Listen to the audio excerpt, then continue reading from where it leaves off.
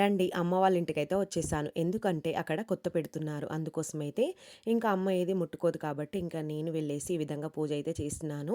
నాకు తెలియకపోతే అమ్మ ఒక్కొక్కటి చెప్పేస్తుంది. పంట పండిన తర్వాత ఆ కొత్తగా పండిన బియ్యాన్ని ఈ విధంగా మన బియ్యంలో కలుపుకొని ఇంట్లో పాత బియ్యంలో కలిపేసి అన్నం వండేసి దేవుడికి నైవేద్యంగా పెడతారు. పెట్టే ముందు ఈ విధంగా రోలు, రోకలి, కుందెన, జల్లెడ, గంప అలాగే చాట వీటన్నింటిని పూజించుకోవాలి. ఈ విధంగా సున్నం పెట్టేసి పసుపు కుంకుమ బొట్లు పెట్టేసి ఈ విధంగా అయితే పూజించుకోవాలి. ఇలా అన్నింటికి అంటే దేవుడి ఫొటోస్ కూడా పెట్టుకోవచ్చు. ఎందుకంటే అమ్మ తాగదు కాబట్టి ఇంకా వద్దులే అనేసి వదిలేసింది. ఇలా కూరాడుకుండని పూజించేసి అంటే అలంకరించేసిన తర్వాత ఇప్పుడు బియ్యం అన్నాను కదా, ఆ బియ్యంలో అంటే పాత బియ్యంలో కొత్త బియ్యం కలిపేసిన తర్వాత బియ్యాన్ని సుంకించుకోవాలి. ఈ విధంగా కుందెన అంటే ఇక్కడ చూపిస్తున్నాను చూడండి, రోల్ పైన పెట్టింది కుందెన అంటారు.